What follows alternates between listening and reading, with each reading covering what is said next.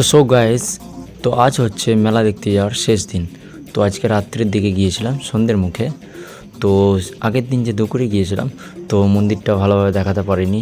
তো মাম্মাম কাঁদছিল, তো মেলাটাও ঘুরে ভালোভাবে দেখাতে পারিনি।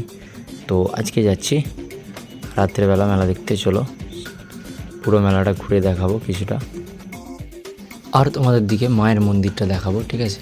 কী সুন্দর মায়ের মন্দিরটা সাজিয়েছে। তো প্রতিটা ঠাকুর দেখো কী কী ঠাকুর আছে, তো চলো দেখে নাও। তো সো গাইস, চলো মেলার মধ্যে চলে আসছি। দেখো মায়ের মন্দিরটা কী সুন্দর সাজিয়েছে চারিদিকটা। তো দেখতে পাচ্ছ অনেক লোকজন আছে, কিছু মানুষজন বসে আছে সাইডে। তো এই যে ক্যামেরাটা করছে, তো তোমাদের দিদিভাই করছে। তো আমি একটা সাইডে দাঁড়িয়েছিলাম। তো ওই যে মেন যেখানে দেখছো প্রণাম করছে একজন, ওটা হচ্ছে মেন মায়ের মন্দির। তো মন্দিরটি দেখাবো। এটা হচ্ছে আমার একটা দিদিভাই, তো ইউটিউবে ভিডিও করে। ওই দেখো আমি দাঁড়িয়ে আছি হোয়াইট টি শার্ট পরে। তো সো গাইস, ভিতরে গিয়ে দেখাবো, ঠিক আছে? তো চলো মায়ের মন্দিরটি দেখা যাক। এটা হচ্ছে মেন মায়ের মন্দির, ঠিক আছে? এই যে এখানে কৃষ্ণ কালিয়ানগের উপরে আছে, তার পাশেই দেখো ঠিক বাঁ দিকে এই যে মেন মায়ের মন্দির, এটা দিয়ে পুজো অর্চনা করা হয়। এটা মেন মায়ের মন্দির, শিব দুর্গা মূর্তি আছে। তো মন্দিরটি বহুত পুরনো, তো কত খ্রিস্টাব্দে সেটা ঠিক জানি না। তো এখানে অনেক দূর দূর থেকে পুজো দেখতে আসে মায়ের। তো চলো মেলাটা ঘুরে দেখা যাক। এই যে মামু কিছু একটু একটা দোলনার মধ্যে চাপবে বলে বায়না করছে। তো সো গাইস, মামুকে রেডি করা হচ্ছে। এই যে এটাকে কী বলে ঠিক জানি না, তো এটার মধ্যে উঠবে বলে বায়না করছে।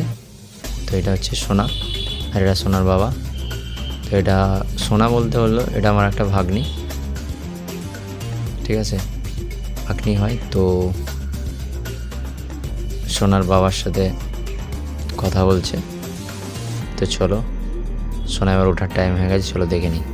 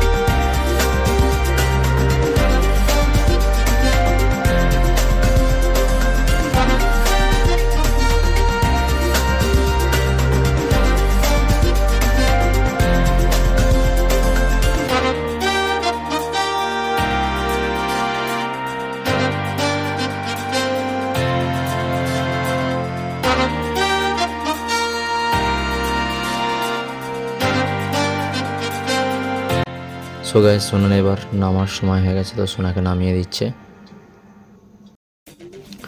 তো গাইস, সোনা বলছে প্রচণ্ড মজা পেয়েছে, ঠিক আছে? তো ওটার মধ্যে চড়ে। তো চলো এবার মেলার দিকে যাই।